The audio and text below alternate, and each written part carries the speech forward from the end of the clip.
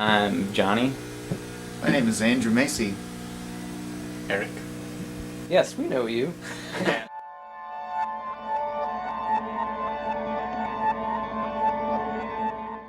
Hi there, I'm Mike Forts and welcome back to Parlour to Parlour.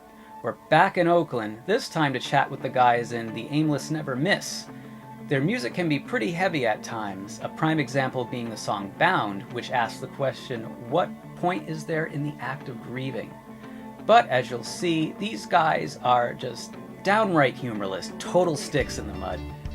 Why? Well, you may remember from last week that Robin from Silian Rail mentioned that they share their practice space with the Aimless Never Miss. But that's not all they share. You're in Silian Rail too. How do you guys feel about sharing a drummer with? Well, you go straight to the heart of the matter.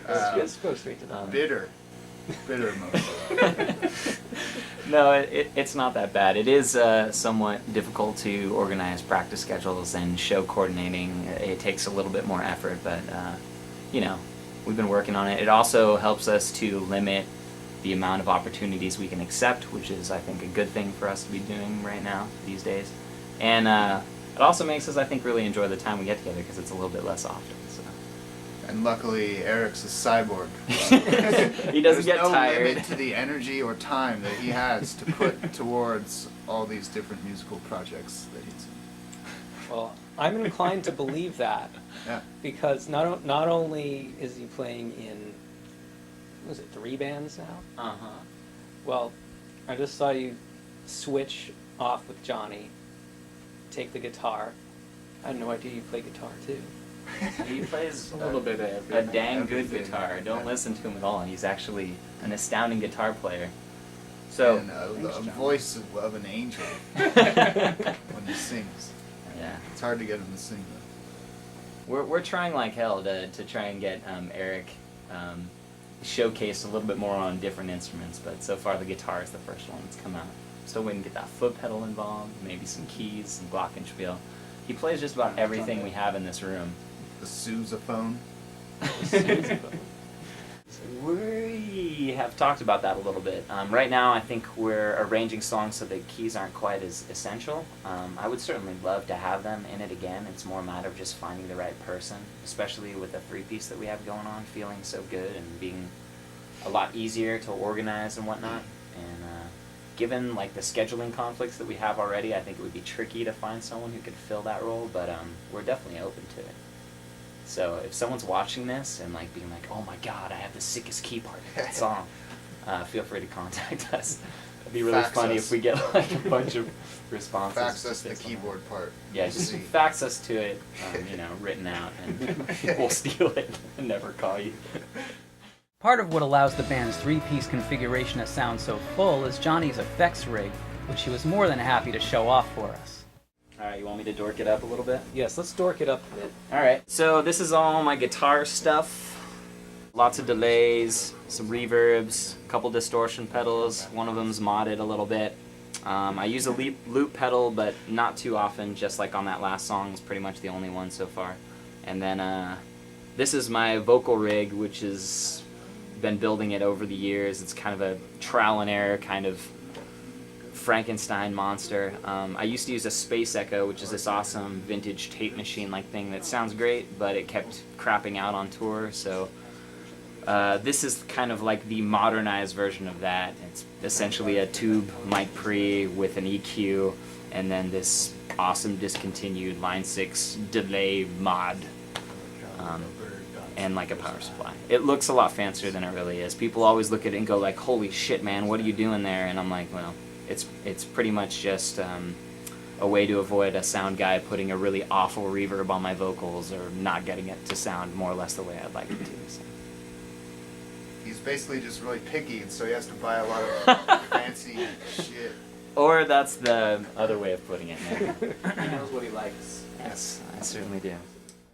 When my eyes caught a glimpse of Johnny's old driver's license on the wall, the guys in Aimless really started to take off on their other strength, myth-making. Tell me the story behind the photo ID that we have on the wall here. That's what the song ID is about, actually. Oh, that's kind of funny, that one up there. Yeah, Eric somehow found that while we were moving to this new practice space, and it's a picture. It's me on my 16th birthday, which is the day I got my driver's license, and he just found it and liked it, and I guess put it up there.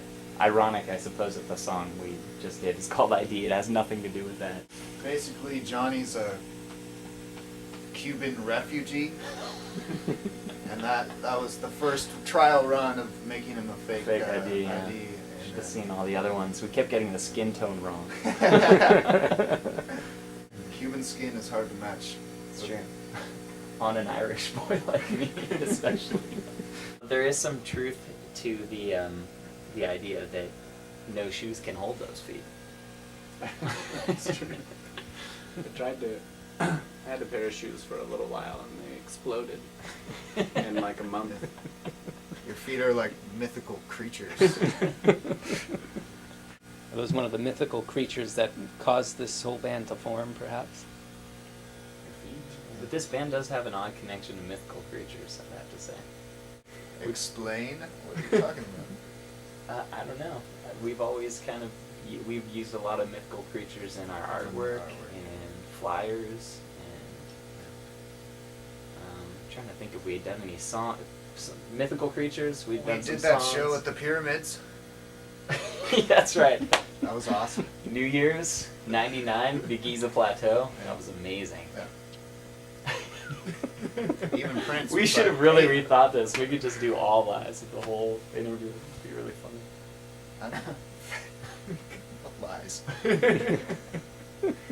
Oh wait, you weren't in the band back then. That's right. That's true. That's right. That's when Paul McCartney was still in the band. Back when you were opening for Prince. Mm-hmm. Oh, damn. When I fell in love with the band. You mean And Prince. That was a sordid affair, wasn't it?